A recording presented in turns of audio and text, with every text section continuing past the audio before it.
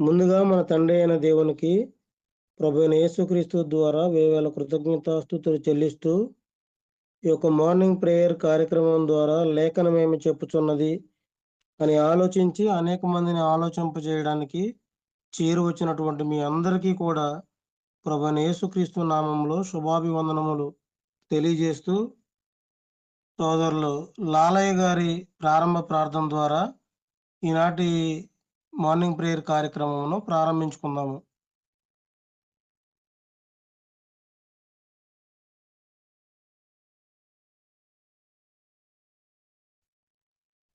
లాలయ్య గారు.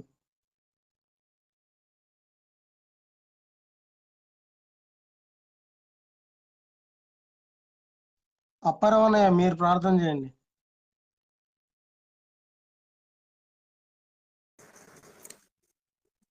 తండ్రి అయిన దేవుడికి కృతజ్ఞతలండి. చేరువచ్చిన మీ అందరికీ కూడా యేసుక్రీస్తు ప్రభు నామంలో ఉదయకాల వందనములు శుభములు తెలియపరుచుకుంటున్నాం.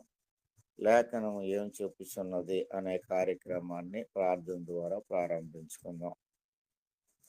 సర్వోన్నతుడవు మహోన్నతుడవు మహాగణుడు అయిన మా తండ్రి, మీ బలమైన బహు విలువైన శ్రేష్టమైన మీ నామమునకు స్తుతులు స్తోత్రాలు కృతజ్ఞతాస్తుతులు చెల్లించుకుంటున్నాం తండ్రి. ఈ ఉదయకాలమందు ఫోన్ కాంటాక్ట్ ద్వారా మమ్మలను సమకూర్చి మీ లేఖనమును చదువుకున్నట్టుకు తండ్రి, మీ నామమును ప్రార్థించుకున్నట్టుకు మీరు మా ఎడల చూపించిన ప్రేమను బట్టి, గొప్ప దయ కృప కనికరములను బట్టి మీకు ప్రత్యేకంగా కృతజ్ఞతాస్తుతులు చెల్లిస్తున్నాం తండ్రి. ఈ సమయంలో చేరి వచ్చిన సేవకులను మీ పిల్లలందరినీ దీవించమని ప్రార్థిస్తున్నాం. రావలసిన వారిని సకాలంలో నడిపించమని వేడుకుంటున్నాం. వాక్యాన్ని బోధించడానికి, చదవటానికి, పాడటానికి సిద్ధపడుతున్న మీ పిల్లలందరినీ మీరు దీవించి ఆస్వాదించి జ్ఞానమును వివేకములను అనుగ్రహించి ఈ యొక్క కార్యక్రమం సమస్తం మీ మహిమ కొరకు జరిగించమని యేసుక్రీస్తు ప్రభువు నామమున ప్రార్థించి అడిగి వేడుకుంటున్నాం తండ్రి. ఆమేన్. వందనాలండి అందరికీ. ప్రార్థన చేసినటువంటి సహోదరులు అప్పారావు గారికి వందనములు తెలియజేస్తూ మొదటి కీర్తనగా సహోదరులు షడ్రక్ గారు పాడి వినిపిస్తారు. అలాగే రెండో కీర్తనగా సహోదరి సంధ్య పాడి వినిపిస్తుంది.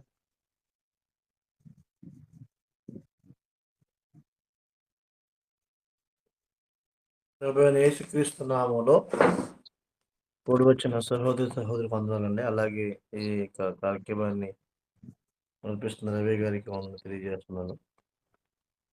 ఆయన సంగీతం అనే పాట పాడి దేవుని మహిమపడదామని. ఆయనే నా సంగీతము బలమైన కోటయును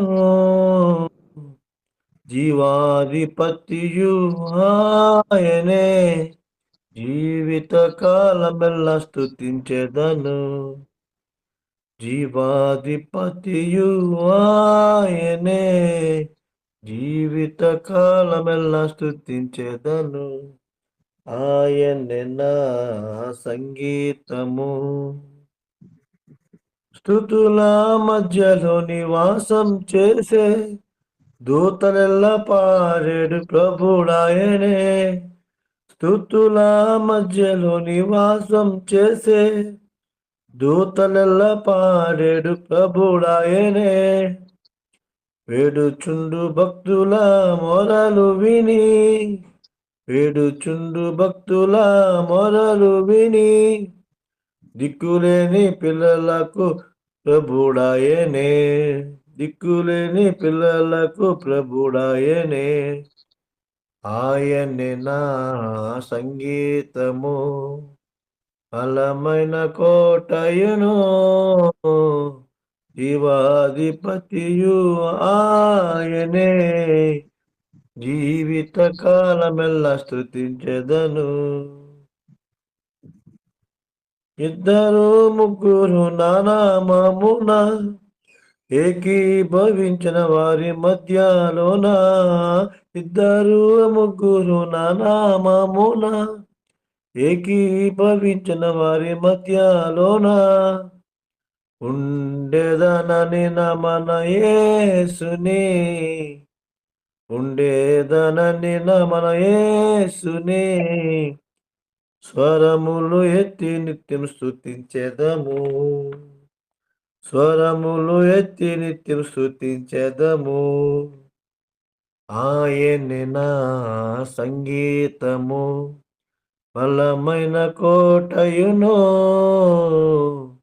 జీవాధిపతియు ఆయనే జీవిత కాలమెల్ల స్తుతించెదను జీవాధిపతియు ఆయనే జీవిత కాలమెల్ల స్తుతించెదను ఆయనే నా సంగీతము.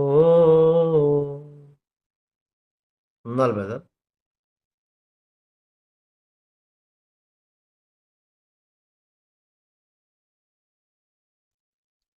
సంధ్య వందనండి. ప్రకాశించే ఆ దివ్య సీయోనులో కనుడా నిన్ను దర్శించును. ప్రకాశించే ఆ దివ్య సీయోనులో కనుడా నిన్ను దర్శించును. కలలోనైనా అనుకోలేదు నాకింత భాగ్యము కలదని. కలలోనైనా అనుకోలేదు నాకింత భాగ్యము కలదని. ఆరాధన ఆరాధన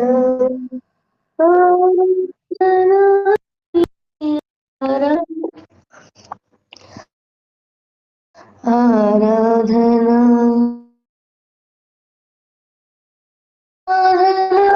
నీకే ఆరాధన. వేవేల దూతలతో నిత్యం పరిశుద్ధుడు పరిశుద్ధుడని. వేవేల దూతలతో నిత్యము పరిశుద్ధుడు పరిశుద్ధుడని. నా తండ్రి నీ సన్నిధిలో దీనుడని నేను దర్శించును. నా తండ్రి నీ సన్నిధిలో దీనుడనై నేను దర్శింతును. ఆరాధన ఆరాధన ఆరాధన నీకే ఆరాధన. ఆరాధన ఆరాధన ఆరాధన నీకే ఆరాధన. ప్రకాశించే దివ్య సీయోనులో ఘనుడా నిన్ను దర్శింతును. నన్ను దాటిపోని సౌందర్యుడా నా తట్టు తిరిగిన సమరయుడా. నన్ను దాటిపోని సౌందర్యుడా నా తట్టు తిరిగిన సమరయుడా. నా తండ్రి నీ సన్నిధిలో నీ వలె ప్రకాశింతును. నా తండ్రి నీ సన్నిధిలో నీ వలె ప్రకాశింతును. ఆరాధన ఆరాధన ఆరాధన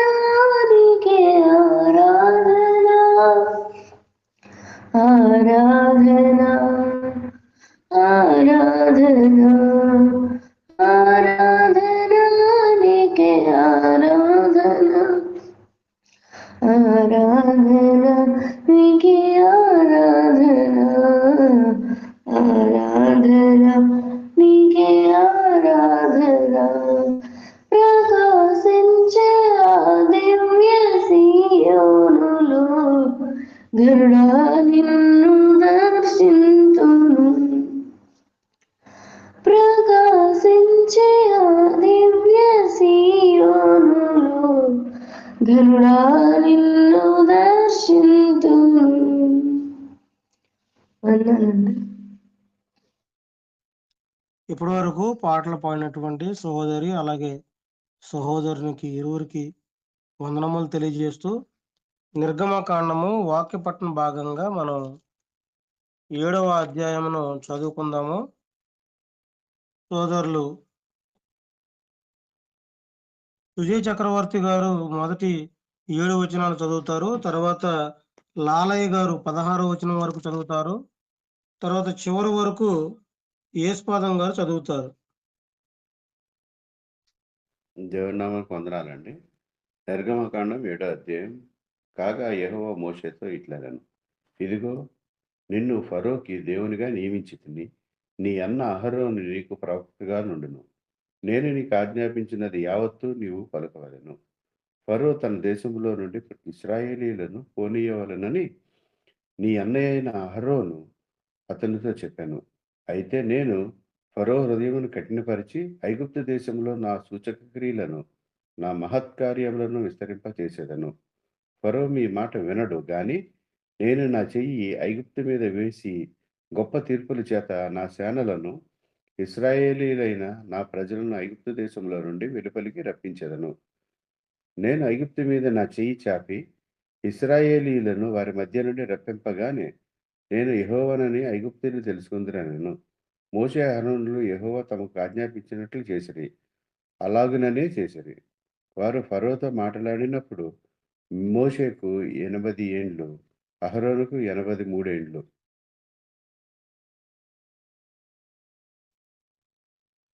లాలయ్య గారు వందనాలయ్యా. 7వ అధ్యాయాన్ని 8వ వచనం దగ్గర నుంచి చదువుతున్నాను.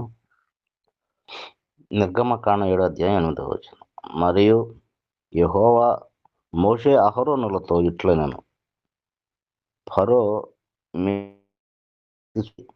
ఒక మహత్కార్యము కనపరచుడని మీతో చెప్పినప్పుడు నీవు అహరోనును చూసి నీ కర్రను పట్టుకొని ఫరో ఎదుట దానిని పడవేయమను, అది సర్పమగును. కాబట్టి మోషే అహరోనులు ఫరో యొద్దకు వెళ్ళి యెహోవా తనకు ఆజ్ఞాపించినట్లు చేసిరి. అహరోను ఫరో ఎదుట అతని సేవకుల ఎదుటను తన కర్రను పడవేయగా అది సర్పమాయను. అప్పుడు ఫరో తన విద్వాంసులను మంత్రజ్ఞులను పిలిపించాను. ఐగుప్తు శకునగాళ్లను కూడా తమ మంత్రముల చేత అలాగుననే చేసిరి. వారిలో ప్రతివాడును తన కర్రను పడవేసినప్పుడు అది పామాయను. కానీ ఫరో యొక్క కర్ర వారి కర్రలను మృంగివేయగా యెహోవా చెప్పినట్లు ఫరో హృదయము కఠినమాయను. కనుక అతడు వారి మాట వినకపోయాను. తరువాత యెహోవా మోషేతో ఇట్లనెను, ఫరో హృదయము కఠినమైనది. ఈ ప్రజలను పోనీయనొల్లడాయను. వృద్ధున నీవు ఫరో వద్దకు వెళ్ళుము. ఇదిగో అతడు ఏటి దరికి పోవును. మీరు అతడిని ఎదుర్కొనుటకు ఏటి వద్ద నిలిచి పాము చేయబడిన కర్రను చేతపట్టుకొని అతన్ని చూచి అరణ్యమందు నన్ను సేవించుటకై నా ప్రజలను పోనీయమని ఆజ్ఞాపించుటకు గాను హెబ్రీయుల దేవుడైన యెహోవా నన్ను మీ వద్దకు పంపెను. నీవు వినకపోతివి. అన్నాలయ్యా. 16వ వచనం వరకు అన్నారుగా. ఓకే, యేసుపాదం గారు చదువుతున్నారు. 16. యెహోవా ఆజ్ఞ ఏదనగా నేను యెహోవానని దీనిని బట్టి నీవు తెలుసుకుందువని యెహోవా చెప్పుచున్నాడు, ఇదిగో నీ చేతిలోనున్న ఈ కర్రతో నేను నీటిని కొట్టుదును అని రక్తముగా మార్చబడును. నీటిలోని చేపలు చచ్చును, ఏరు కంపు కొట్టును. ఏటి నీళ్లు త్రాగుటకు ఐగుప్తీయులు అసహ్యపడుదురని చెప్పుమనెను. మరియు యెహోవా మోషేతో ఇట్లనెను, నీవు అహరోనుతోనూ నీ కర్రను పట్టుకొని ఐగుప్తు జనముల మీద, అనగా వారి నదుల మీదను, వారి కాలువల మీదను, వారి చెరువుల మీదను, వారి నీటి గుంటలన్నిటి మీదను నీ చెయ్యి చాపుము, అవి రక్తమగును. ఐగుప్తు అంతటను మ్రాను పాత్రలోని, రాతి పాత్రలోని రక్తముండునని అతనితో చెప్పమనెను. యెహోవా ఆజ్ఞాపించినట్లు మోషే అహరోనులు చేసిరి. అతడు ఫరో ఎదుటను అతని సేవకుల ఎదుటను తన కర్రను పైకెత్తి ఏటి నీళ్లను కొట్టగా ఏటి నీళ్ళన్నీ రక్తముగా మార్చబడెను. ఏటిలోని చేపలు చచ్చెను, ఏరు కంపు కొట్టెను. ఐగుప్తులు ఏటి నీళ్లు త్రాగలేకపోయిరి. ఐగుప్తు దేశమందంతటా రక్తము ఉండెను. ఐగుప్తు శకున గ్రాండ్లు కూడా తమ మంత్రముల వలనట్లు చేయగా యెహోవా చెప్పినట్లు ఫరో హృదయమును కఠినమాయెను. అతడు మోషే అహరోనుల మాట వినకపోయాను. జరిగిన దానిని మనసున పెట్టక ఫరో తిరిగి తన ఇంటికి వెళ్ళాను. అయితే ఐగుప్తీయులందరూ ఏటి నీళ్లు త్రాగలేక త్రాగు నీళ్ల కొరకు ఏటి ప్రక్కలను త్రవ్విరి. ఇప్పటి వరకు చక్కగా ఈ యొక్క 7వ అధ్యాయం అంతటిని కూడా చదివి వినిపించినటువంటి సహోదరులందరికీ వందనములు తెలియజేస్తూ, సోదరులు అనిల్ గారు ఈ యొక్క అధ్యాయం అంతటిని చక్కగా వివరించవలసిందిగా ప్రేమతో ఆహ్వానిస్తున్నాము. తండ్రి అయిన దేవునికి కృతజ్ఞతాస్తుతులు. చేరవచ్చిన మన ప్రభువును రక్షకుడునైన యేసుక్రీస్తు నామమున వందనాలు తెలియజేస్తున్నాం. అయితే ప్రియులారా,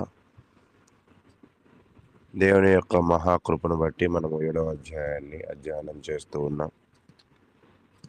ఈ 7వ అధ్యాయాన్ని మనం పరిశీలన చేస్తూ ఉన్నప్పుడు దేవుడు ఫరోతో మాట్లాడినప్పుడు, మీరు వెళ్ళి మొదట మాట్లాడండి, తదుపరి ఫరో దగ్గర మాట్లాడట కొరకు ఆయన 3 రకాల అద్భుత కార్యములు చేయగలిగిన శక్తిని దేవుడు మోషేకి అనుగ్రహించాడు. ఫరోతో మాట్లాడిన తర్వాత ఆ మాటల వల్ల ఇశ్రాయేలు ప్రజలకు, అంటే హెబ్రీలకు ఎటువంటి ప్రయోజనకరము లేదు. కాబట్టి మరలా మోషే ఫరో దగ్గరికి వెళ్ళి మాట్లాడడం అనేది ప్రారంభించాడు.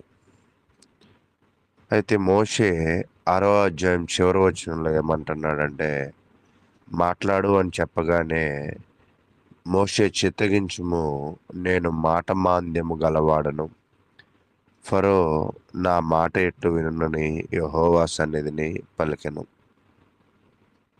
అంటే నేను మాట్లాడలేనయ్యా, నేను చెప్పేది అర్థవంతంగా ఉండదయ్యా అనే విధమైన సంభాషణను మోషే తెలియజేస్తున్నప్పుడు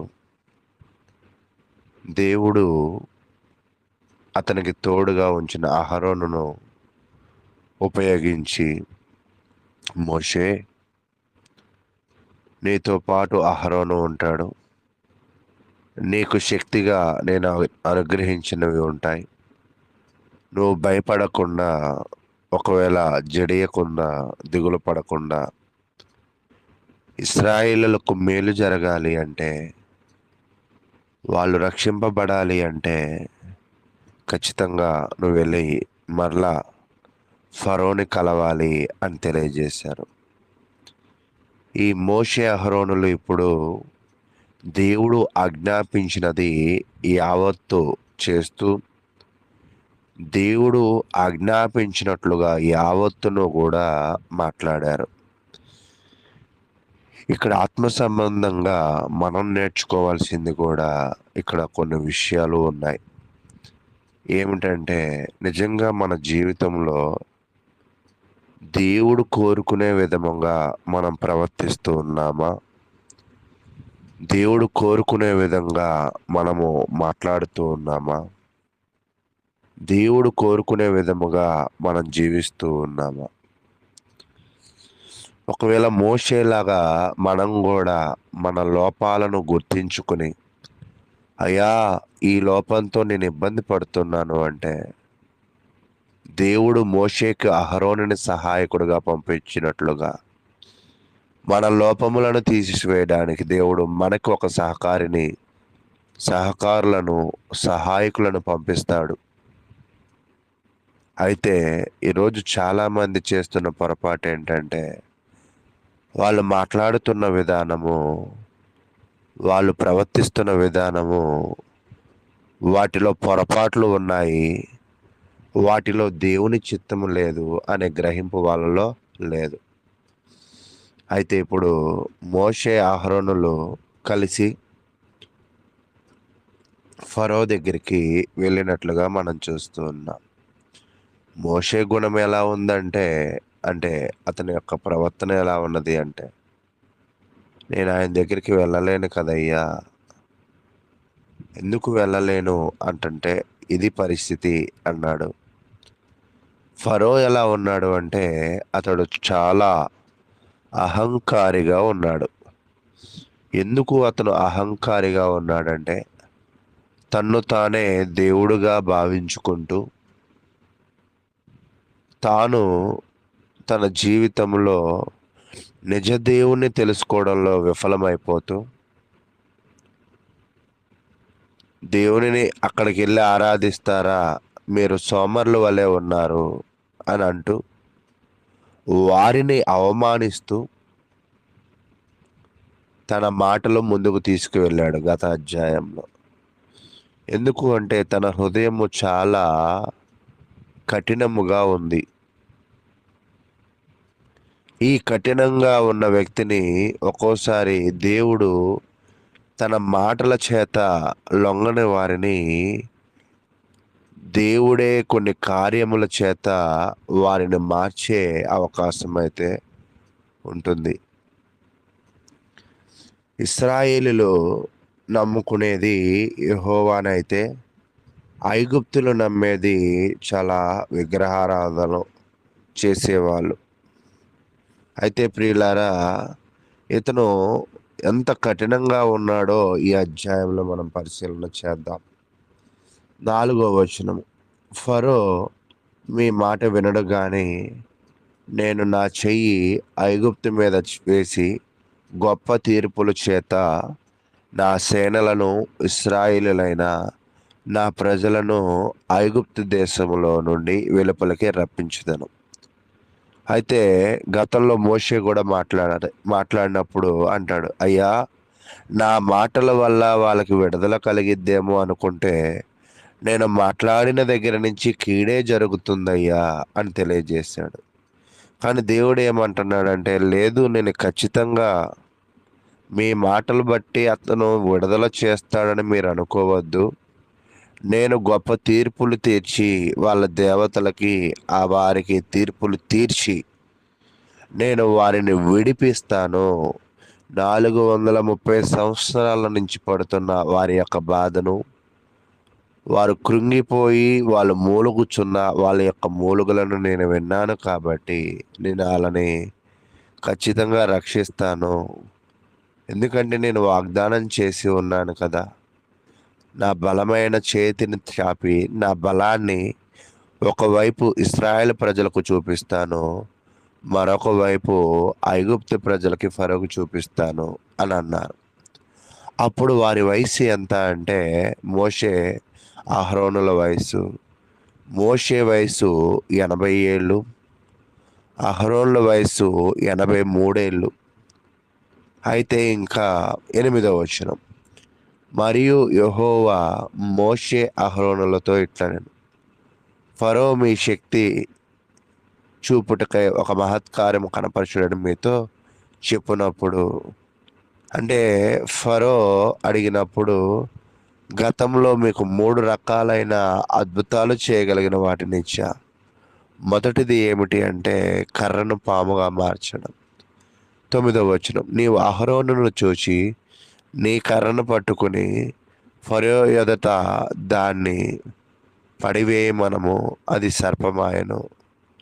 అయితే ప్రియులారా, ఇక్కడ కర్ర పాముగా మారడం, అయితే ఫరోకి వీళ్ళ మీద, వీళ్ళ శక్తి మీద, వీళ్ళ భక్తి మీద, వీళ్ళ దేవుడి మీద సరైన అవగాహన లేదు. అందుకే ఎప్పుడు కూడా యోషియా గ్రంథం కూడా ఏం చెప్తాడంటే, జ్ఞానము లేకయే నా ప్రజలు నశించుచున్నారు అన్నట్లుగా ఫరోకి కూడా సరైన జ్ఞానము యెహోవా మీదే కానీ వారి భక్తుల మీద కానీ లేదు. కాబట్టి ఈయన కూడా ఏం చేశాడంటే వారి దగ్గర ఉన్న మంత్రజ్ఞులను, శకునగానులను ఆయన పిలిపించి ఆయన కూడా వీళ్ళు చేసిన కర్రను పాముగా వాళ్ళతో కూడా చేపించాడు. అంటే వీటిని ఒకవేళ గారడీలు అని అనవచ్చేమో. అది దైవశక్తితో చేస్తే, వీళ్ళు ఇక్కడ మానవ శక్తితో వీళ్ళు చేస్తూ ఉన్నారు.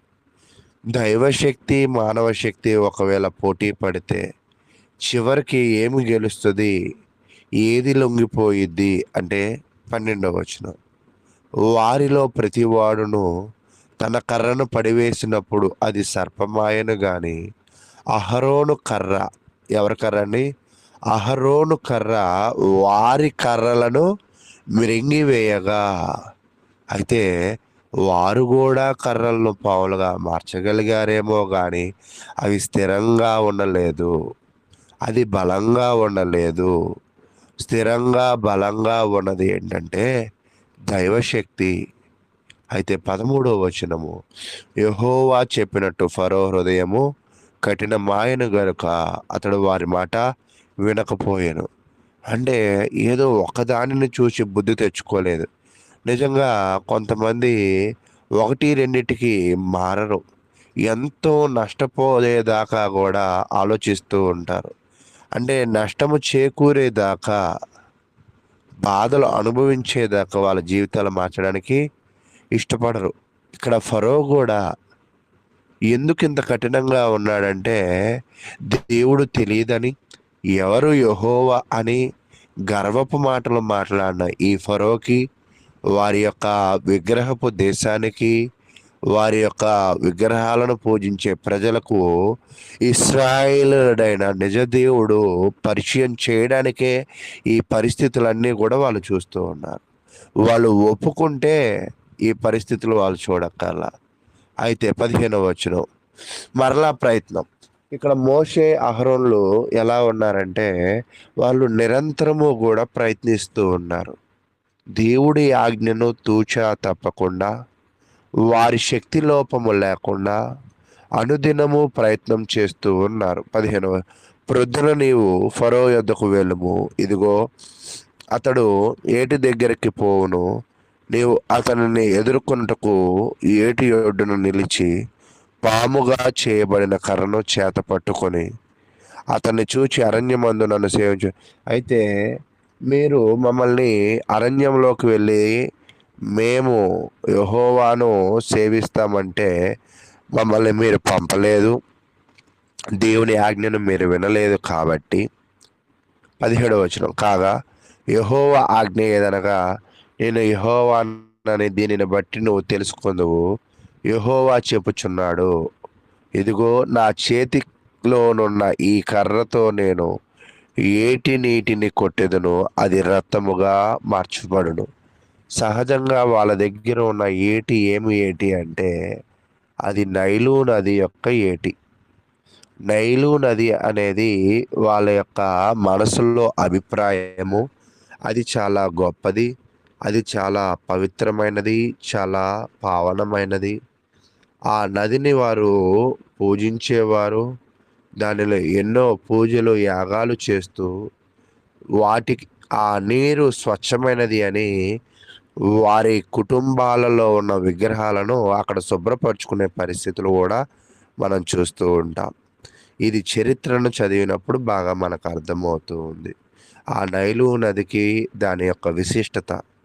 అయితే ఆ విశిష్టమైన నదిని ఒకవేళ ఆ నీటిని దేవుడు పాడు చేస్తే, దాని పవిత్రతను దేవుడు తీసివేస్తే, అప్పుడైనా వీళ్ళకి అర్థమైద్దేమో వీళ్ళ నమ్ముకున్న వాటికంటే యెహోవా గొప్పవాడని, యెహోవా శక్తివంతుడని. కాబట్టి అహరోను తన చేతి కర్రతో దానిని కొట్టగా అవన్నీ కూడా ఏమయ్యాయి అంటే రక్తముగా మారింది. వాటిలో చేపలు చచ్చాయి. అవి కంపు కొట్టాయి.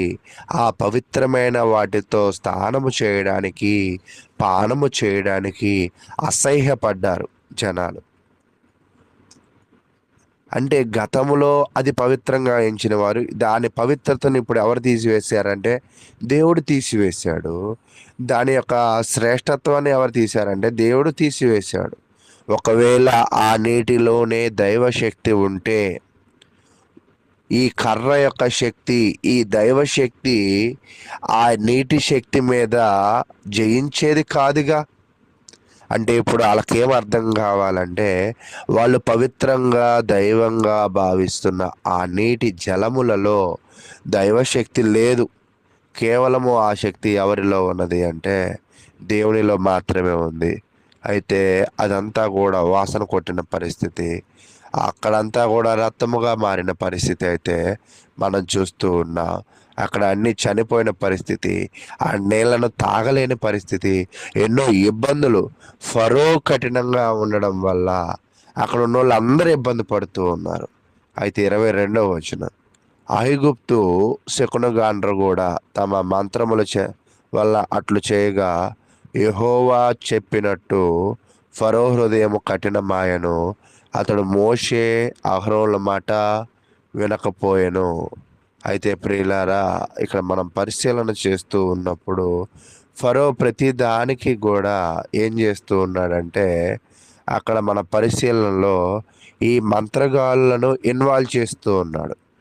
ఎందుకు మంత్రగాళ్ళను ఇన్వాల్వ్ చేస్తూ ఉన్నాడంటే, అంటే మోషే అహరోనుల శక్తి దైవశక్తిగా భావించగా ఆ దేశములో ఉన్న ఆ దేశపు ఆలోచనలో ఉన్న మంత్రగాళ్ళతో మోషే అహరోనులను పోలుస్తున్నాడు. కానీ మోషే అహరోనులు అటువంటి వారు కాదు.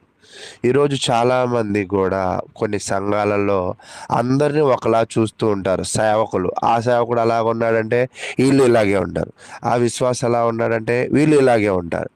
కాదు, ఒక్కొక్కళ్ళు వాళ్ళు నమ్మిన దానిని బట్టి వాళ్ళు శక్తివంతులు అవుతూ ఉంటారు. ఇక్కడ మోషే అహరోనుల శక్తి ఎలాంటిది అంటే అందరిలాంటిది కాదు, అందరికన్నా విభిన్నమైనది. క్రైస్తవుడి జీవితం కూడా అందరిలాగా ఉండాలని ఆయన పిలవలేదు. అందరికన్నా విభిన్నమైనది. మీరు పిలువబడిన పిలుపునకు లోబడితే మీరు ఏం చేయాలి అంటే శ్రేష్టమైన జీవితాలను జీవించాలి. అలా జీవించకపోతే మన జీవితాలు కూడా కంపు కొట్టే పరిస్థితులు, మనల్ని మనము అసహ్యించుకోవడము, సమాజము అసహ్యించుకోవడము, మరి దేవుడు కూడా అసహ్యించుకునే పరిస్థితి. ఇక నేను చెప్పేది ఏమిటంటే, నేను చెప్పే సారాంశం అర్థం చేసుకోండి. దేవుని మాట వినని ఫరోని, ఆ దేశమును, వాటి యొక్క జలములను పాడు చేసినట్లుగా మనము దేవుడి మాటను అంగీకరించినప్పుడు మన జీవితాలు కూడా పాడైపోతాయి.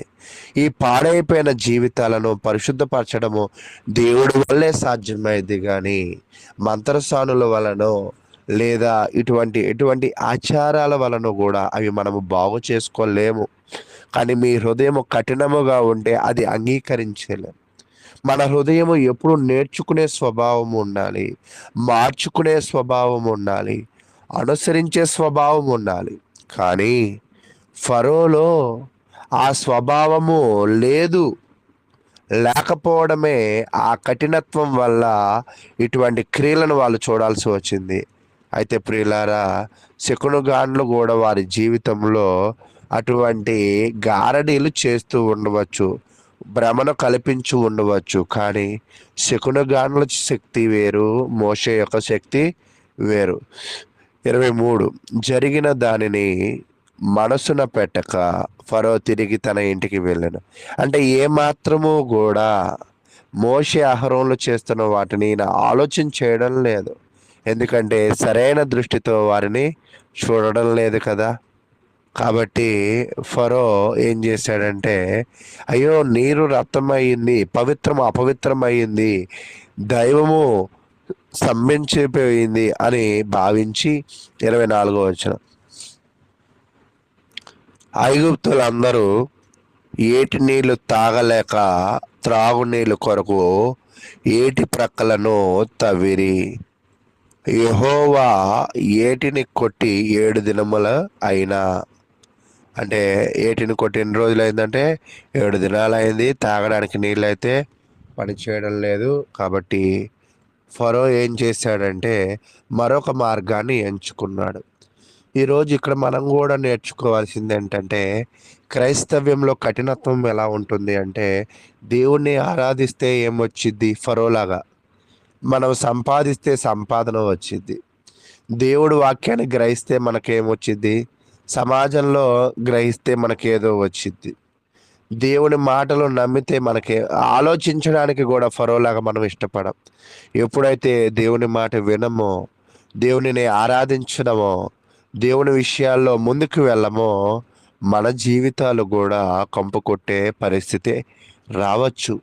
కాబట్టి మన జీవితాల్లో మనం మార్చుకోవాలి అంటే, మనలో ఉన్న లోపాలను సరిచేసుకొనుచు, నిజ దేవుణ్ణి మనం తెలుసుకొనుచు, నిజ దేవుణ్ణి తెలుసుకోవడమే కాదు కానీ నిజాన్ని, సత్యాన్ని. ఈరోజు బోధలు కూడా రకరకాల బోధలు ఉన్నాయి. అన్ని దైవ బోధలేనా అంటే అన్ని దైవ బోధలు కూడా కాదేమో, నిజ బోధ ఏదో ఉందేమో, మన చుట్టూ కూడా గారడి చేసే వాళ్ళు ఉన్నారేమో, నిజ దేవుని తెలుసుకోకుండా ఈ అబద్ధ బోధలు ఆపుతున్నాయేమో. ఆ నిజ బోధమును, ఆ సత్యమును ఫరో గ్రహించలేకపోయినట్లుగా ఈరోజు చాలామంది జనులు గ్రహించలేకపోతున్నారు. కాబట్టి ప్రియులారా, ఈ అధ్యాయం నుంచి మనము సత్యమును తెలుసుకోవాలి, సరైన విధముగా తెలుసుకోవాలి, దేవుణ్ణి గుర్తించాలి.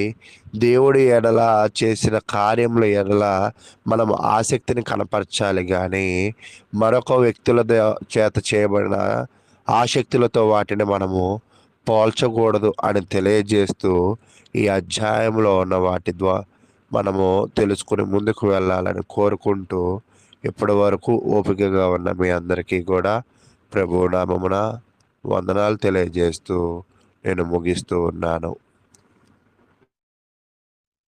ఇప్పటి వరకు చక్కగా ఈ యొక్క 7వ అధ్యాయం అంతటినీ కూడా వివరించినటువంటి సోదరులు అనిల్ గారికి వందనములు తెలియజేస్తూ, సోదరులు అప్పారావు గారు ఇప్పటి వరకు జరిగినటువంటి కార్యక్రమం అంతటి విషయమై, అలాగే తదుపరి వర్తమానం దేవకర్ణ గారి మెసేజ్ విషయమై కూడా ప్రార్థన చేయవలసిందిగా ప్రేమతో ఆహ్వానిస్తున్నాము. ప్రార్థన అండి.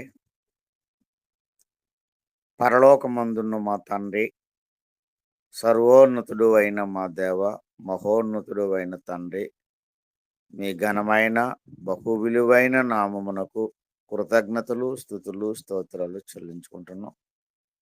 ఇంతవరకు తండ్రి లేఖనాన్ని చదివి చక్కగా వివరించినటువంటి మీ కుమారుడు సహోదరుడు అనిల్ని బట్టినైనా ప్రత్యేకంగా మీ సన్నిధిని ప్రార్థిస్తున్నాం. వారు చేయించున్నటువంటి సేవను మీరు దీవించి ఆశీర్వదించి తండ్రినైనా వారి కుటుంబం యావత్ మందినైనా సంపూర్ణమైన రక్షణ, సంరక్షణ, పోషణ అందించి తండ్రి వారి గృహంలో సర్వ సమృద్ధినిచ్చి మీరే ఘనత మహిమ పొందమని ప్రార్థన చేయుచున్నాం. ఇలాగో అనేకులకి బోధించగలిగినటువంటి సామర్థ్యమును అనుగ్రహించి అనేకులు వినులాగా నీ కుమారుని నడిపించి మీరే ఘనత మహిమ ప్రభావాలు పొందుకొనమని ప్రార్థన చేయుచున్నాం తండ్రి. ఈ సమయంలో మా యొక్క సహోదరుడు తండ్రి మీ కుమారుడు సేవకుడు దేవకిరణ్ గారి కొరకు ప్రార్థిస్తున్నాం. వారు నాయన వాక్యాన్ని బోధించడానికి సిద్ధంగా ఉండగా వినటానికి మమ్మలను ఆయన మీరు సిద్ధపరచమని ప్రార్థిస్తున్నాం. తన యొక్క బోధలో నాయన చాలా జాగ్రత్తగా నాయన వాక్యాన్ని పరిశీలన చేసే బిడ్డలుగా మాకు కావలసిన వివేకమును జ్ఞానమును అనుగ్రహించమని ప్రార్థిస్తున్నాం. మీ యొక్క కుమారుడు బోధించడానికి కావలసినటువంటి బలమును శక్తిని సంపూర్ణమైన ఆరోగ్యములను అనుగ్రహించి తండ్రి వారి గృహంలో సర్వసమృద్ధిని అనుగ్రహించి వారి కుటుంబం యావత్తు మందిని దీవించి ఆశీర్వదించి పోషణ సంరక్షణ అందించి మీరే ఘనత మహిమ పొందుకొని మనం ప్రార్థిస్తున్నాం. ఈ సమయంలో ఆయన మా యొక్క సహోదరుడు సుజయ్ చక్రవర్తి గారు సతీమణి గారి కొరకు ప్రార్థిస్తున్నాం. తండ్రి ఆమె ఎంతగానో చక్కగా చదవటానికి పాడటానికి మీరు మీ యొక్క పనిముట్టులుగా నాయన ఆమెను తయారు చేస్తుండగా ఆమెకు సంపూర్ణమైన స్వస్థతను అనుగ్రహించి కుటుంబంలో నాయన సమాధానం కలగటానికి శాంతి కలగటానికి మీ కార్యం జరిగించి మీరే ఘనత పొందమని యేసుక్రీస్తు ప్రభువు నామమున ప్రార్థించి అడిగి వేడుకుంటున్నాం తండ్రి. ఆమేన్. వందనాలండి అందరికీ. చక్కగా ప్రార్థన చేసినటువంటి సహోదరులు అప్పారావు గారికి వందనములు తెలియజేస్తూ, సోదరులు దేవకరణ గారు వారికి ఇవ్వబడినటువంటి సమయం అంతటిని కూడా సంపూర్ణంగా వినియోగించుకోవాలని కోరుకుంటూ ప్రేమతో ఆహ్వానిస్తున్నాము.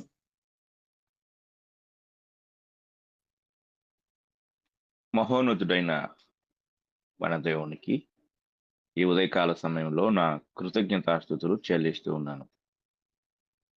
అలాగే ఈ ఉదయకాల సమయంలో ఆసక్తితో వాక్యంను వినుటకు సిద్ధముగా ఉన్న నా ప్రియ సహోదరి సహోదరులందరికీ నా యొక్క ప్రేమపూర్వకమైన వందనములు తెలియజేయచ్చు ఉన్నాను. ప్రియమైన వాట్లారా, దేవత్వము అనే పాఠమును ముగించుకుని క్రీస్తును కూర్చిన సత్యము అనే పాఠాన్ని మనము ప్రారంభించుకొని అందులో యేసుక్రీస్తు ప్రభువుకు సంబంధించిన నామములు మరియు బిరుదులు అనే అంశంలో 4 విషయాలు మనము ధ్యానించాం. ఆయన ఎక్కువగా సువార్తలలో గుర్తించబడిన లేక పిలువబడిన పేరు మొదటిగా యేసు, ఆ తరువాత క్రీస్తు, ఆ తరువాత మెస్సియా, తరువాత ప్రభు అనే పదాలను వాటి వెనుక ఉన్న భావాలను ఉద్దేశాలను మనము ధ్యానించడం జరిగింది. ఈరోజు మనము 5వ పేరుగా యేసుక్రీస్తు అని ప్రభువారు పిలువబడిన ఈ పేరును మనము ధ్యానించబోతున్నాం. ఇది ప్రభు యొక్క మరొక బిరుదు. ఇది ఆయన వ్యక్తిగత నామం. యేసుక్రీస్తు అనే పేరు సులభముగాను ఎక్కువగా అంటే మొదటి పేరైన యేసు తరువాత ఎక్కువగా వాడుకలో ఉన్న పేరు యేసుక్రీస్తు. యేసు అను నామముతో ఆయన అధికార నామమైన క్రీస్తు అను నామము యొక్క సంయోగమే ఈ యొక్క యేసుక్రీస్తు అనే పదం. అంటే యేసు అనే పేరుతో ఆయన పిలువబడినప్పుడు ఆ పేరుకు అధికారాన్ని, శక్తిని, బలాన్ని, ఒక ఉన్నతమైన స్థితిని అనుగ్రహించుటకు దేవుడు ఇచ్చిన పేరు ఈ క్రీస్తు. ఈ 2 పదాల యొక్క కలయిక యేసుక్రీస్తు అనే పేరుగా రూపాంతరం చెందినట్లు మనం చూడగలం. పునరుత్థానమునకు ముందున్న పేరు యేసు. ఆ యేసు అను నామానికి క్రీస్తు అను మాట జత చేయబడినప్పుడు యేసు అనే నామానికి లేని అధికారము క్రీస్తు అను నామం ద్వారా జత చేయబడింది. ఈ రెండవ మాట అనగా క్రీస్తు అను మాట యేసు అను నామమునకు జత చేయబడినప్పుడు యేసు నామమునకు ఉన్నత స్థితి చేకూర్చబడింది. అంటే యేసు నామం గురించి మొదటిగా నేను చెప్పాను, ఆ నామం ఎలా పిలువబడింది అనేది. అలాగే యేసు అనే పేరుతో ఉన్నవారు చాలా మంది ఉన్నారు, కానీ క్రీస్తు అనే పేరు ఎవరికీ లేదు. ఎందుకంటే క్రీస్తు అభిషేకించబడిన మాట, క్రీస్తు అన్న మాటకే అభిషిక్తుడు అని అర్థం. కనుక మనము ఈ యేసు అనే పేరుకు పక్కన క్రీస్తు అను మాట జత చేసినప్పుడు అది ఒక పరిపూర్ణమైన పేరుగా, అధికారయుక్తమైన పేరుగా మార్చబడినట్లు మనం చూడగలం. ఆ తరువాత మనము మరొక పాయింట్ను అనగా 6వ పాయింట్ మనం చూస్తే క్రీస్తు యేసు. 6వ పేరు క్రీస్తు యేసు. యేసు, క్రీస్తు, అలాగే యేసు క్రీస్తు, అలాగే క్రీస్తు యేసు. క్రీస్తు అను నామము మరి ఉన్నతమైనదిగా, అధికారంతో కూడిందిగా మనం ఇంతవరకు చెప్పుకున్నాం. క్రీస్తు అను నామము ఉన్నతమైనది అయినను ఆయన తను తాను తగ్గించుకున్నారు. అంటే ఈ మాట ఆయన యొక్క మానవ స్థితిని, లేక ఇంగ్లీష్లో ఇన్కార్నేషన్ అంటారు, నరావతారము అని తెలుగు బైబిల్ తర్జుమా చేసింది. ఈ నరావతారము అనే దాన్ని వర్ణిస్తూ ఈ యొక్క క్రీస్తు యేసు అనే పదము ఉపయోగించబడినట్లుగా మనం చూడగలం. పౌలు గారు ఫిలిప్పీలకు రాసిన పత్రిక, అపోస్తలుడైన పౌలు గారు ఫిలిప్పీలకు రాసిన పత్రిక 2వ అధ్యాయము 5 నుండి 8 వచనాలు మనం చదువుకున్నట్లయితే ఈ యొక్క క్రీస్తు యేసు కూర్చిన ఒక చక్కని ఉదాహరణ మనకు కనపడుతుంది. క్రీస్తు యేసునకు కలిగిన ఈ మనస్సు మీరును కలిగినది.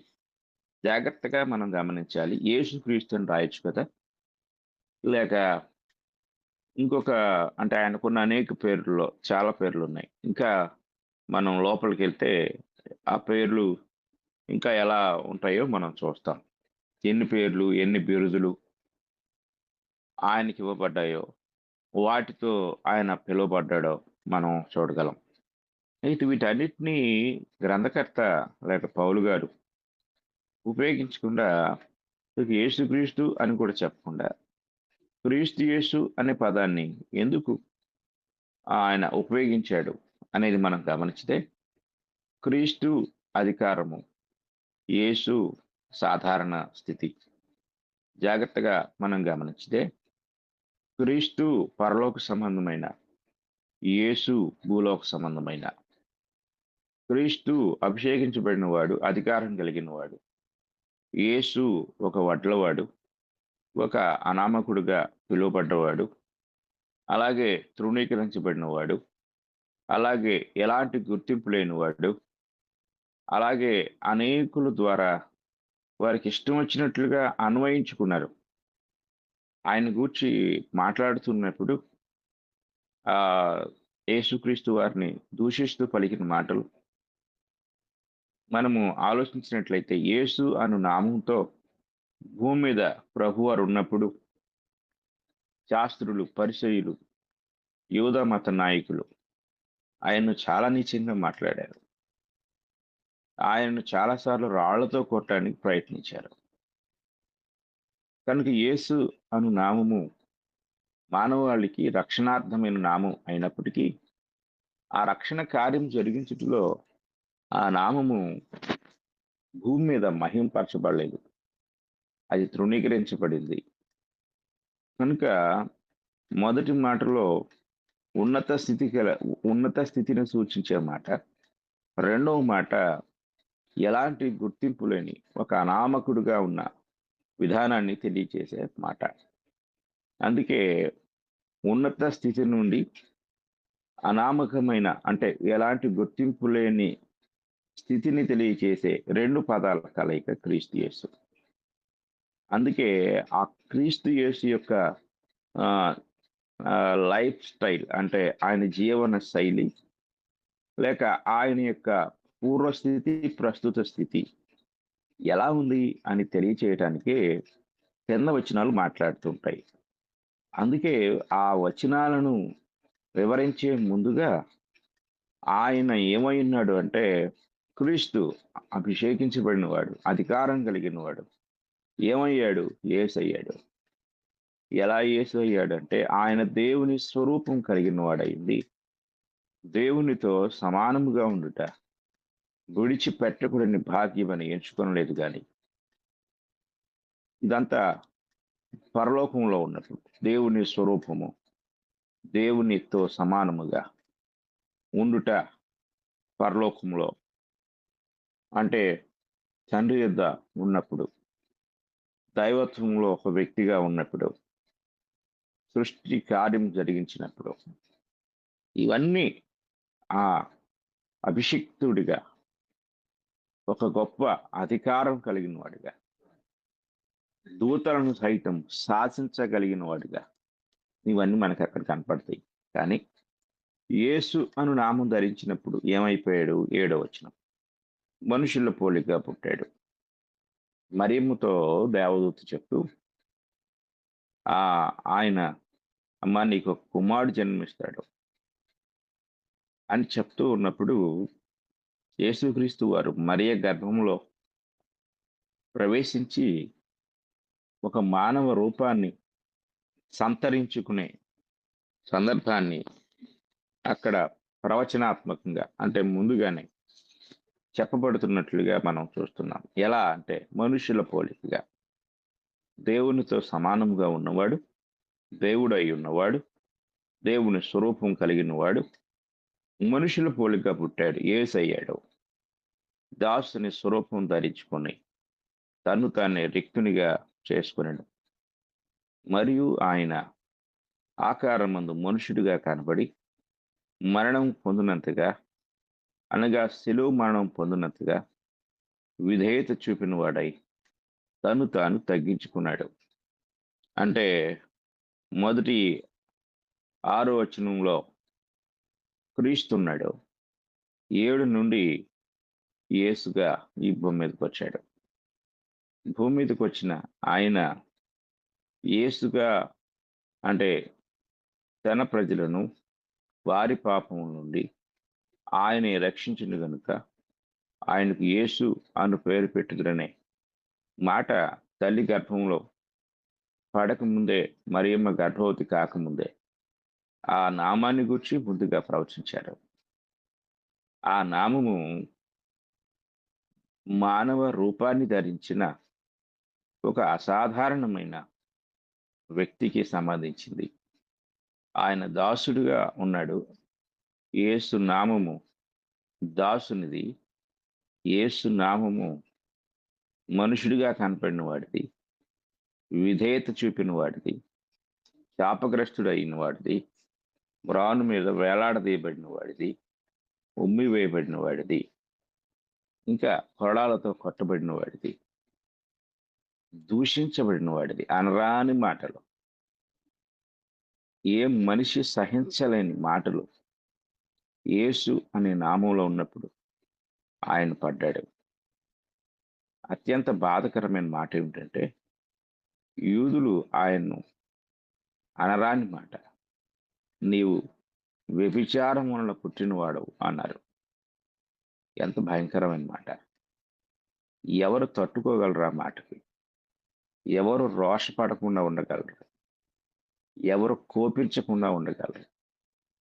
కానీ నా ప్రియ సహోదరి సహోదరుడా, ఆయన ఈ భూమి మీదకి వచ్చినప్పుడు నీకోసం ఈ మాటలన్నీ పడ్డాడు. ఈ మాటలన్నీ అనుభవించాడు. నీకోసం సమస్త దూషణ పాలయ్యాడు నిన్ను రక్షించటకు.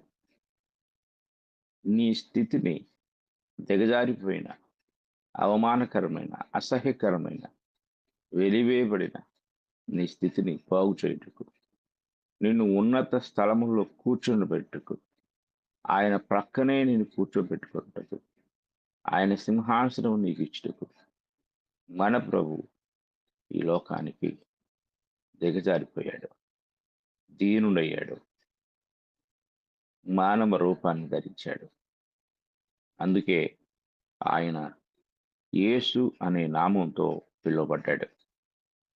జాగ్రత్తగా మనం గ్రహించాలి.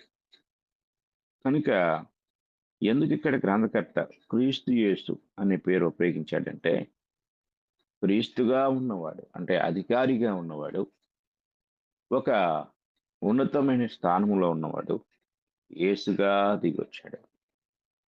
ఇంకేమీ లేదు ఆయనకి. గొర్రెపిల్లగా, పాప పరిహారార్థ బలిగా, చంపబడేవాడిగా, నేరస్తుడిగా, దొంగలలో దొంగగా, బందిపోటు దొంగల మధ్య చనిపోతే కనీసం సమాధి కూడా లేనివాడిగా అంతలా తగ్గించుకున్నాడు.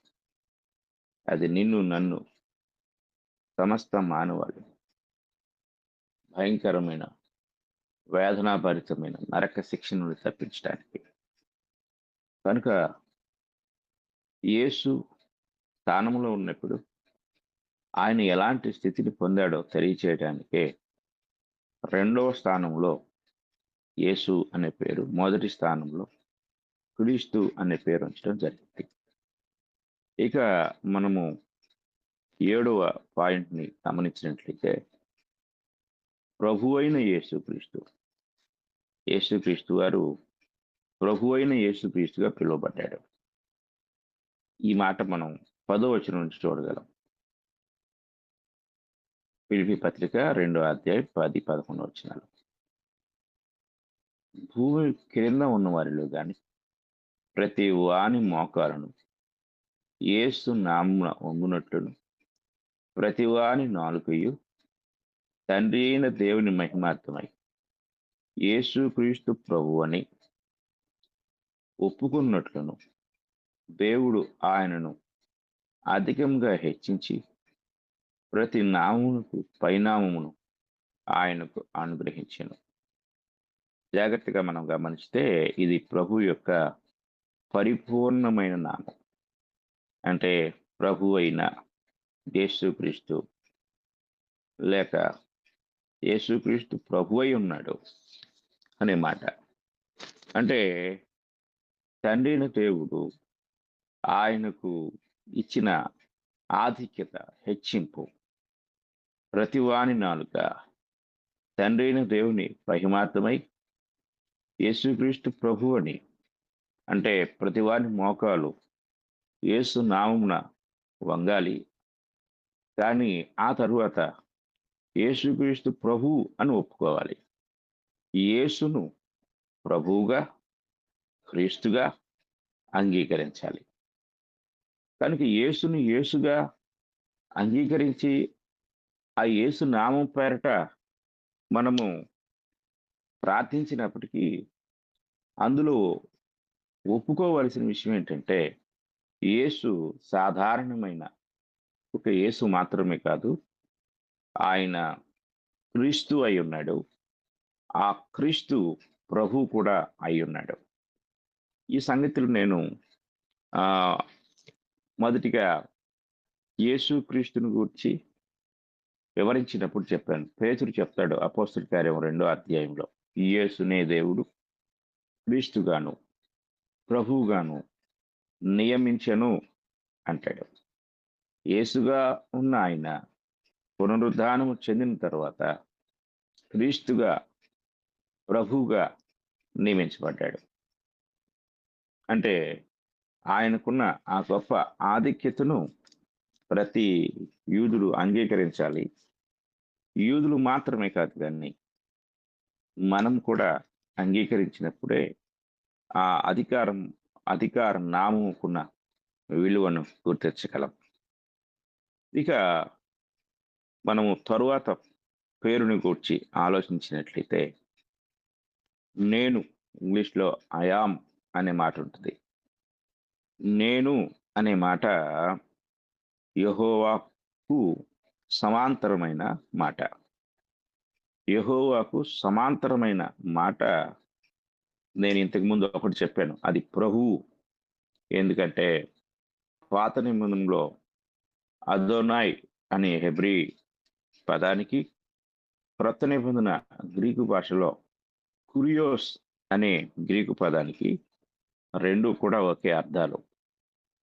ఆ రెండిటి అర్థాలు ఏంటంటే ప్రభువు, యజమాని. ఇంగ్లీష్లో అక్కడున్న అదోనైని, అంటే పాత నిబంధనలో ఉన్న అదోనైని, క్రొత్త నిబంధనలో ఉన్న కురియోస్ని ఏమని తర్జుమా చేశారంటే మాస్టర్ అనగా యజమాని అని తర్జుమా చేశారు. కనుక ఆయన ఏమై ఉన్నాడంటే యజమాని అయి ఉన్నాడు, రాజు అయి ఉన్నాడు. పాత నిబంధనలో యెహోవా ఎలా యజమానిగా, రాజుగా పిలువబడ్డాడో క్రొత్త నిబంధనలో క్రీస్తు ప్రభు వారు కూడా. మనకి ఈ నేను అనే మాట మనం నిర్గమకాండంలో చూసినట్లయితే అక్కడ యెహోవా దేవుడు మోషేతో మాట్లాడుతూ 3వ అధ్యాయము 13-14 వచనాల్లో జరిగిన సంభాషణ మనం ఒకసారి చదువుకుందాం. మోషే, చిత్తగించుము, నేను ఇశ్రాయేలు యొద్దకు వెళ్ళి వారిని చూచి మీ పితరుల దేవుడు మీ యొద్దకు నన్ను పంపినని వారితో చెప్పగా వారు ఆయన పేరేమి అని అడిగిన ఎడల వారితో నేనేమి చెప్పగలనని దేవుని అడిగాను. అందుకు దేవుడు, నేను ఉన్నవాడను, అనువాడనై ఉన్నాను మోషేతో చెప్పాను. ఇంగ్లీష్లో పెద్ద అక్షరాలతో, క్యాపిటల్ లెటర్స్తో ఐఆమ్ దట్ ఐఆమ్ అని చెప్పాడు. నేను ఉన్నవాడను, ఉండు ననువాడు మీ యొద్దకు నన్ను పంపినని నీవు ఇశ్రాయేలుతో చెప్పబడిన నేను. ఐఆమ్ అనువాడు మీ దగ్గరికి పంపాడు అంటే ఇశ్రాయేలీ ప్రజలకు ఒకవేళ ముందుగానే సందేహం వస్తే ఆయన చెప్పిన మాట నేను అంటున్నాడు. అందుకు దేవుడు, నేను ఉన్నవాడను, నేను అనగా ఐఆమ్. ఇంగ్లీష్లో నేను, ఈ నేను అనే పాత నిబంధనకు సమాంతరమైన పేరు యేసుక్రీస్తు వారు తన్ను గురించి తాను చెప్పుకున్న పేరు నేను, ఐఆమ్ అన్నాడు. మనుచున్న పొద దగ్గర మోషేకు ప్రత్యక్షమై దేవుడు చెప్పిన ఈ నేను అనే మాటలు క్రొత్త నిబంధనలో యేసు ప్రభు నోట కూడా మనం చూడగలం. యోహాను సువార్త అనేక విషయాలు, అనేక మార్లు ఈ మాట పదే పదే మనకు తెలియజేసింది. మనం చదువుకున్నాం. యోహాను సువార్త మనం గమనించినట్లయితే 4వ అధ్యాయము 26వ వచనాన్ని మనం చదువుకున్నాం. సమరయ స్త్రీతో యేసు ప్రభు వారు ఆ గొప్ప సంభాషణ చేశాడు. ఆయన ఆ యొక్క సంభాషణ అనేక విషయాలను చర్చించినట్లుగా మనం చూడగలం. ఆ చర్చలో యేసు ప్రభు వారు అనేక విషయాలు మాట్లాడారు. ఆయన మాట్లాడిన మాటలో చివరికి తేలింది ఏంటంటే క్రీస్తు అనబడిన, అంటే పాత నిబంధనలో క్రీస్తు అనబడిన మెస్సియా వచ్చునని మేము ఎదురు చూస్తున్నాం. మాకు తెలుసు యావత్ యూదా జాతి అలాగే వారితో పాటు ఉన్న సమరయులు ఆయన రాక కోసం ఎదురు చూస్తూ ఉన్నారు. కనుక ఆయన రాకలో ఏమి ఎదురు చూస్తూ ఉన్నారు అంటే 26వ వచనంలో 26 వచనానికి ముందు 25వ వచనం చదువుకుందాం. ఆ స్త్రీ ఆయనతో, క్రీస్తు అనబడిన మెస్సియా వచ్చునని నేను ఎరుగుదును. ఆయన వచ్చినప్పుడు మాకు సమస్తమును తెలియచేయరని చెప్పగా, యేసు, నీతో మాట్లాడుచున్న నేనే ఆయననని ఆమెతో చెప్పాను. జాగ్రత్తగా మనం గ్రహించాలి. ఇక్కడ నేనే అనే మాట యేసు ప్రభు వారు సమరయ స్త్రీతో తెలియచేసినట్లుగా మనం చూడగలం. అలాగే ఇంకొక వచనాన్ని కూడా చూస్తే యోహాను సువార్త 6వ అధ్యాయంలో 20వ వచనాన్ని మనం చదువుకుందాం. 20వ వచనం కూడా మనం చదువుకుంటే, అయితే ఆయన నేనే, భయపడకుడని వారితో చెప్పాను. కనుక నేనే మనం గమనించినప్పుడు పాత నిబంధనలో అయాం, క్రొత్త నిబంధనలో అయాం. పాత నిబంధనలో యెహోవా అయామ్గా చెప్పుకుంటే, క్రొత్త నిబంధనలో యేసుక్రీస్తు వారు అయాం, నేనే, భయపడొద్దు అని శిష్యులను ధైర్యపరుస్తూ ఉన్నారు. అలాగే మనం ఇంకొక వచనాన్ని కూడా చూస్తే 35వ వచనం, యోహాను సువార్త 6వ అధ్యాయం 35వ వచనం చూస్తే, అందుకు యేసు వారితో ఇట్లనెను, జీవాహారమును నేనే. చూడండి, I am the bread of life అనే మాట ఇక్కడ మనకు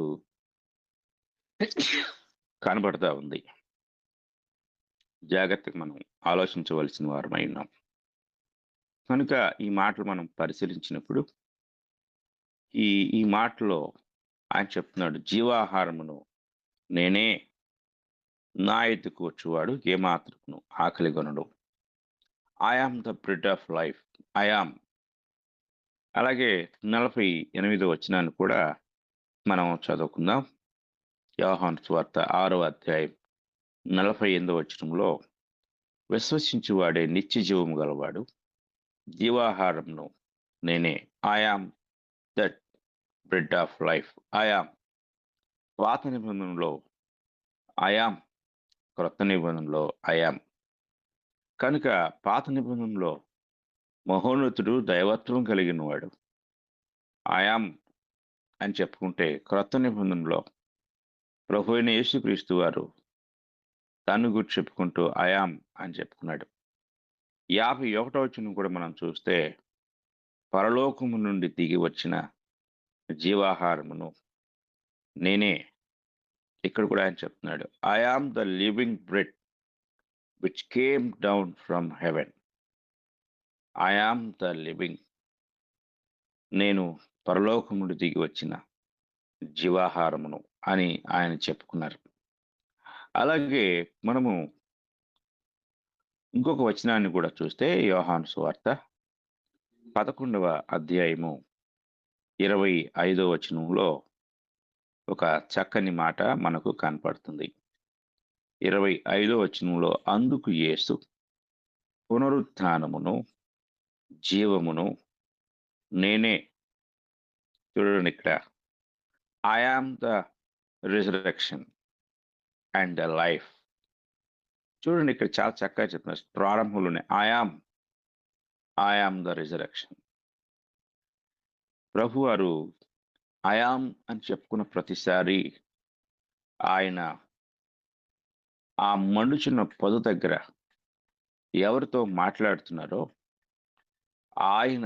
ఆయనను మనకు, అంటే ఏ మోషేతో మాట్లాడుతూ నా పేరు ఐ ఆమ్ అని చెప్పుకున్నాడు, నేనే అని చెప్పుకున్నాడు, ఆయనను మనకి ఇక్కడ జ్ఞాపకం చేస్తున్నాడు.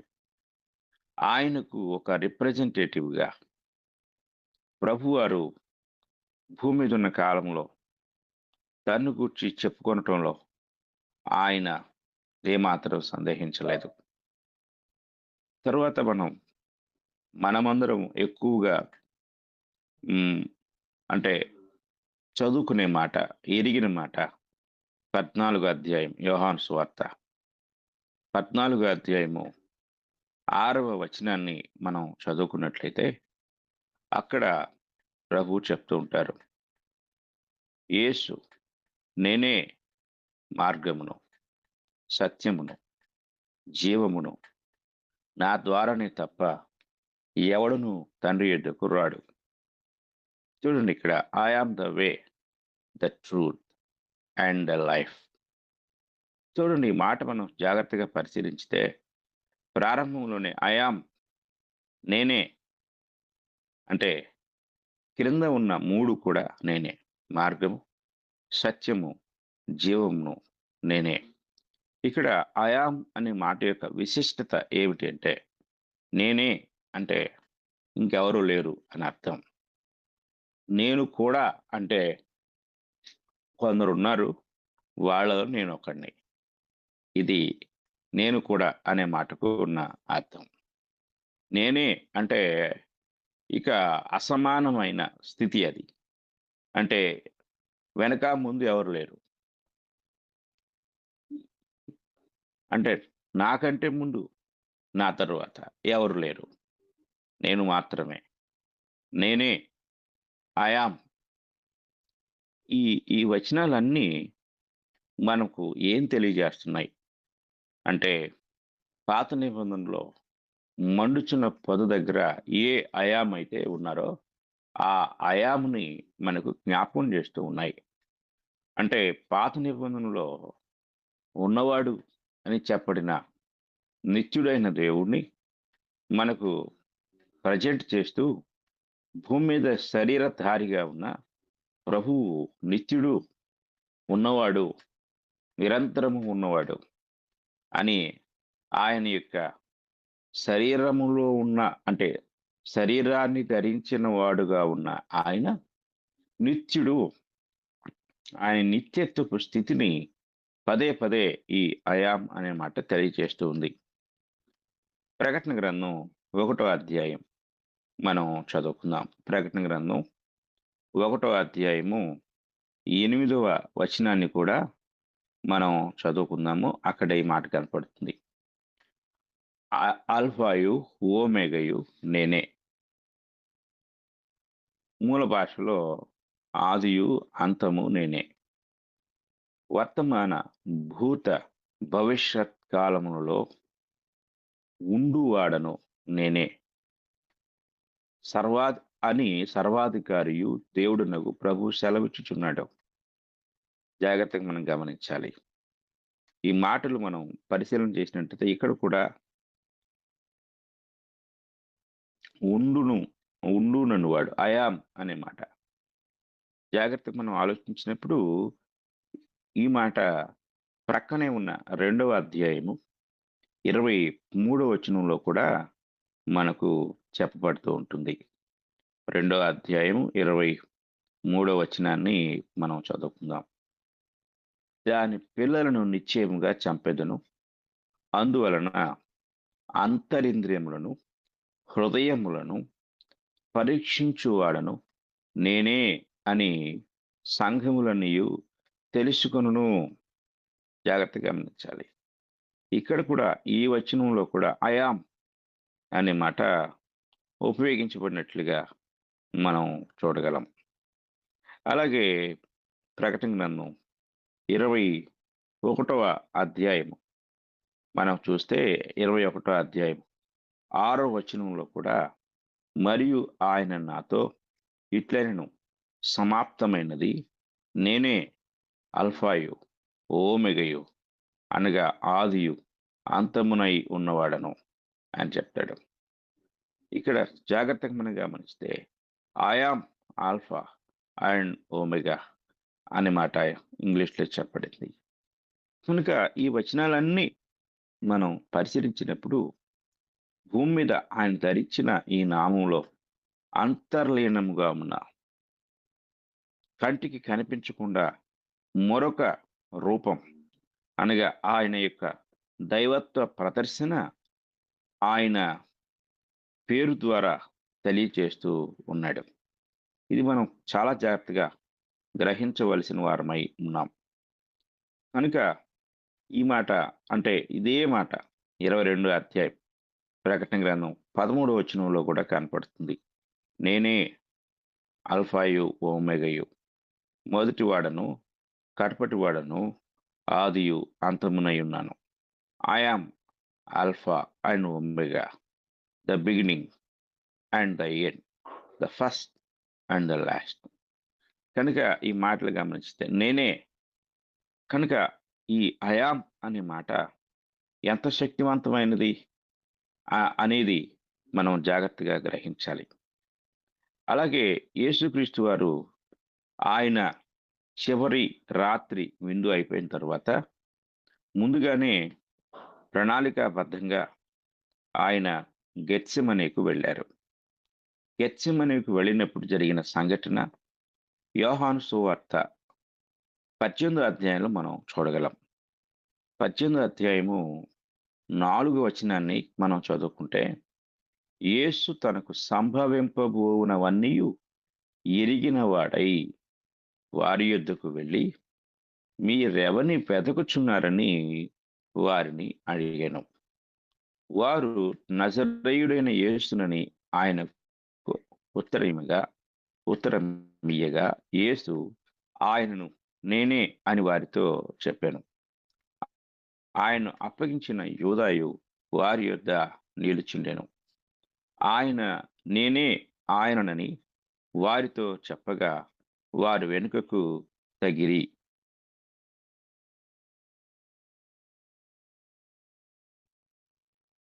ఈ మాటలు మనం జాగ్రత్తగా పరిశీలించినట్లయితే ఎప్పుడైతే ఆయాం అన్నాడో వెంటనే శిష్యులు వెనుకకు తగ్గినట్లుగా మనం చూడగలం. వెనుకకు తగ్గటం మాత్రమే కాదు, వారు నేల మీద పడిపోయారు.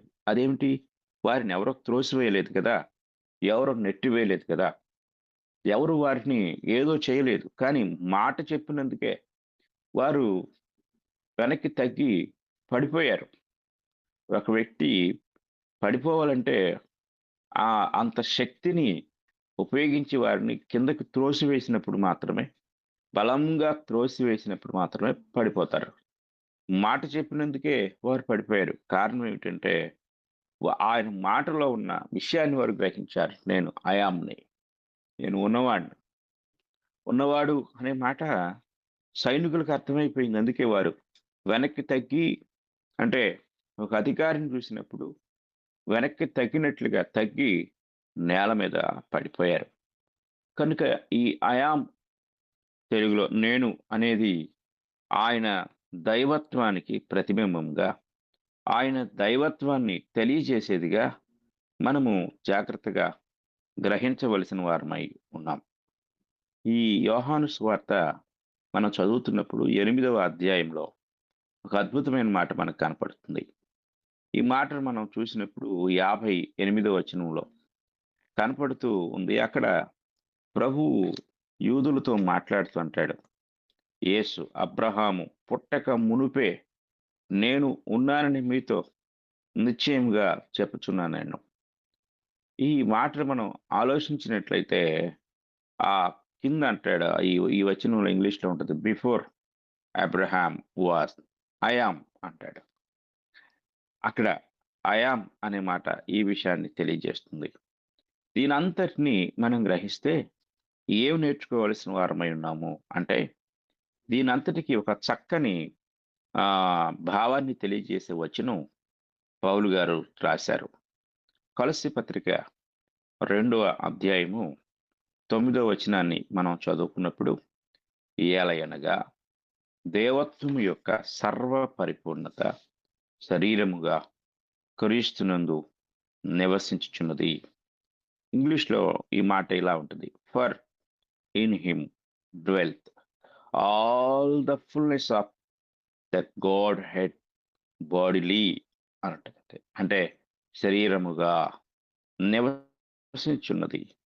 క్రీస్తులో నివసిస్తున్న ఈ సర్వ పరిపూర్ణత అనగా దేవత్వం యొక్క సర్వ పరిపూర్ణత, అందులోనే క్రీస్తు ఉన్నాడు, అందులోనే ఆయాం ఉన్నాడు, అందులోనే ప్రభు ఉన్నాడు.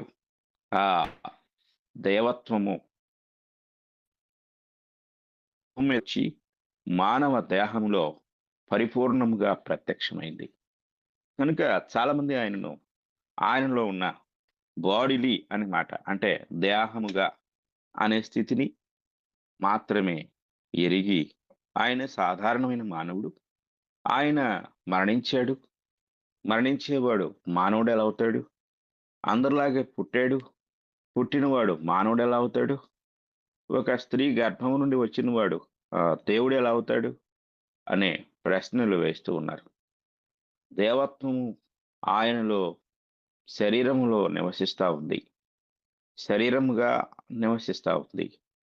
కనుక శరీరంలో ఉన్న దేవత్వము శరీరాన్ని ధరించిన దేవుడు కనుక పరిపూర్ణమైన దేవత్వాన్ని కలిగిన ఒక పరిపూర్ణ మానవుడు.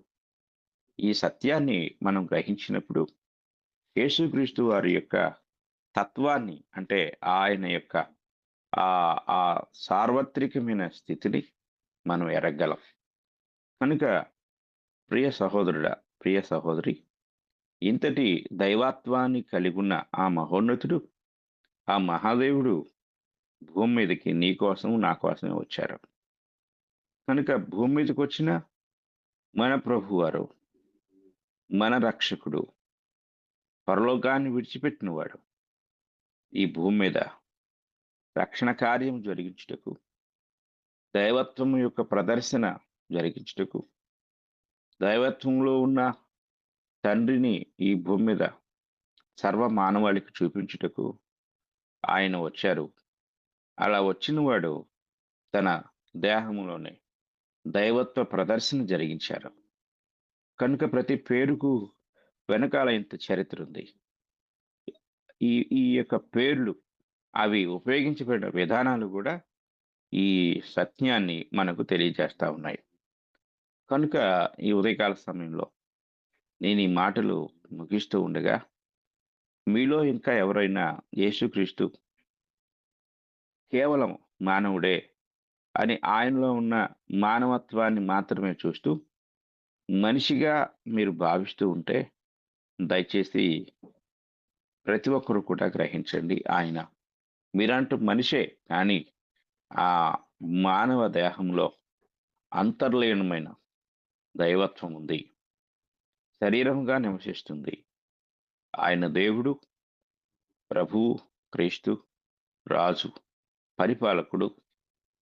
కనుక నిన్ను రక్షించుటకు యేసుగా వచ్చినవాడు, ఆయన క్రీస్తుగా, ప్రభువుగా ఈ భూమి మీద అభిషేకించబడిన వాడిగా దేవుని చేత పంపబడ్డాడు. ఈ సత్యాన్ని గ్రహించి ప్రతి ఒక్కరూ యేసుక్రీస్తును అంగీకరించి పాపం నుండి విడిపించబడి రక్షణ పొందుట ద్వారా ఆ దైవ మానవుణ్ణి మీ హృదయాలలో, మీ జీవితాల్లో ఆహ్వానించగలరని ప్రేమపూర్వకంగా తెలియజేస్తూ ఈ మాటలు ముగిస్తూ ఉన్నాను. ఇంతవరకు శ్రద్ధగా విన్న మీ అందరికీ నా వందనములు తెలియజేయచ్చు ఉన్నాను. మీకు కూడా వందనములు సార్. ముగింపు ప్రార్థన చేయండి.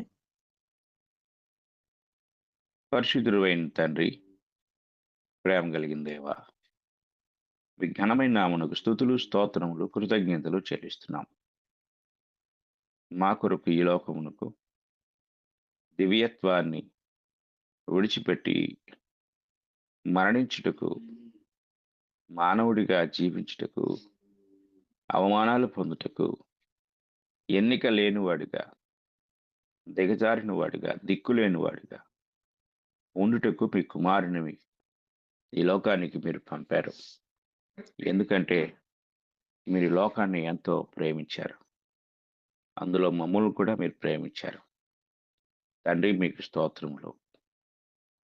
కనుక మీరు ఈ లోకానికి పంపిన మీ కుమారుడైన యేసుక్రీస్తు వారి విశిష్టతను, ఆయన గొప్పతనాన్ని, ఆయన మహిమను, ఆయనకి మీరేవైతే అనుగ్రహించారో ఆయన్ను మీరు లోకానికి పంపకముందు, పంపిన తర్వాత కూడా ఈ రెండు స్థితులలో ఆయన ఏమై ఉన్నాడో అనే సంగతులు మీరు మాకు బయలుపరిచినందుకు మీకు స్తోత్రాలు చెల్లిస్తున్నాం.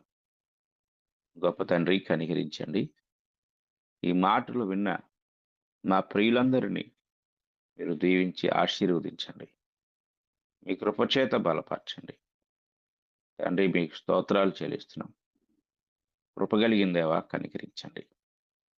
ఇంకా మీ కుమారునిలో ఉన్న దైవత్వాన్ని గుర్తించకుండా ఎందరైతే తృణీకరిస్తున్నారో, తక్కువ చేసి మాట్లాడుతున్నారో వారి మనోనేత్రాలు తెరవండి. వారిలో ఉన్న అజ్ఞానమును తీసివేసి వారికి జ్ఞానోదయాన్ని, జ్ఞాన ప్రత్యక్షతను అనుగ్రహించి శరీరధారిగా ఉన్న యేసును మాత్రమే కాదు కానీ పరలోకము నుండి దిగి వచ్చిన మా ప్రభు అయిన యేసుక్రీస్తు యొక్క దివ్యత్వాన్ని సంపూర్ణంగా గ్రహించే జ్ఞానం ప్రతి ఒక్కరికి దయచేయండి. తండ్రి, మీకు స్తోత్రాలు చెల్లిస్తున్నాము. మహోన్నతుడా, ఈ సమయంలో ఈ గ్రూపులో వాక్యాన్ని వింటున్న వారందరినీ మీరు దీవించి ఆశీర్వదించి ప్రభు అయిన యేసుక్రీస్తులో ఉన్న ఆ 2 భాగములను అర్థం చేసుకునే జ్ఞానం దయచేయండి. మా తండ్రి, మీకు స్తోత్రాలు. అలాగే మా తండ్రి, మరి గ్రూపులో బలహీనులుగా ఉన్నవారిని, రోగగ్రస్తులుగా ఉన్నవారిని మీ కృపచేత మీరు జ్ఞాపకం చేసుకునండి. వారిని స్వస్థపరచండి, మంచి ఆరోగ్యాన్ని దయచేయండి. అలాగే మా తండ్రి, గ్రూపులో ఎలాంటి అవసరతలతో ఎదురు చూస్తూ ఉన్నా వారందరి అవసరతలను మీ ముందు పెడుతున్నాం. తండ్రి, మీరు వాటి ప్రతి అవసరతను మీరు తీర్చి తండ్రి మీ కృప ద్వారా ఆశీర్వదించండి. తండ్రి, దుఃఖంలో ఉన్న వారిని ధైర్యపరచండి, ఓదార్చండి. మీ మహాకృప చేత ఆశీర్వదించండి. దేవా, మీకు స్తోత్రాలు చెల్లిస్తున్నాం. అలాగే మా తండ్రి, భవిష్యత్తులో ప్రారంభించబడబోతున్న ఆన్లైన్ బైబిల్ ఇన్స్టిట్యూట్ ఎలా నడిపించాలో దానికి సంబంధించిన ప్రణాళిక విధానాలను మీరే ముందుండి నడిపించండి. మీ ఆలోచనలు మాకు తెలియచేయండి. ఆసక్తి, శ్రద్ధ ఉన్నవారు శ్రద్ధతో, ఆసక్తితో ఆ మాటలను తండ్రి మరి నేర్చుకుంటూ, ధ్యానించుటూ కావలసిన కృప, జ్ఞానము, సహాయం మీరే అనుగ్రహించమని వేడుకుంటున్నాం. అలాగే మా తండ్రి, నాకంటే ముందుగా మీ మాటలను బోధించిన సహోదరుణ్ణి మీరు ఆశీర్వదించి జ్ఞానయుక్తమైన మనసుతో పరిపూర్ణంగా ముందుకు నడిపించమని, వారిని, వారి కుటుంబాన్ని దీవించమని వేడుకుంటున్నాం. అలాగే మా తండ్రి, ఈ కార్యక్రమం అంతటినీ కూడా నడిపిస్తున్నా మా తండ్రి, మీ దాసుడు తండ్రి, మీ దాసురాలని, వారికి ఇచ్చిన బిడ్డలను మీరు ఆశీర్వదించండి. ఇంకా అనేక కార్యక్రమాలు ప్రణాళికాబద్ధంగా నిర్వహించే జ్ఞానం దయచేయండి. తండ్రి, మరి దీనిని నిర్వహించట్లో ఎదుర్కొనే ప్రతి ఒత్తిడి నుండి విడిపించండి. తండ్రి, సమాధానకరమైన జ్ఞానయుక్తమైన మనస్సు అనుగ్రహించి జ్ఞానంగా ప్రతి కార్యమును నిర్వహించుటకు మీరు అనుగ్రహించే తెలివి, వివేకము దయచేయమని మా తండ్రి, మరలా మీ చిత్తమైతే రేపటి దినాన్ని మాకు అనుగ్రహించమని వేడుకుంటూ ఈ ప్రార్థన మా ప్రభు అయిన యేసుక్రీస్తు వారి పరిశుద్ధ నామంలో అడిగి వేడుకుంటున్నాము తండ్రి. ఆమేన్. అందరికీ వందనాలు.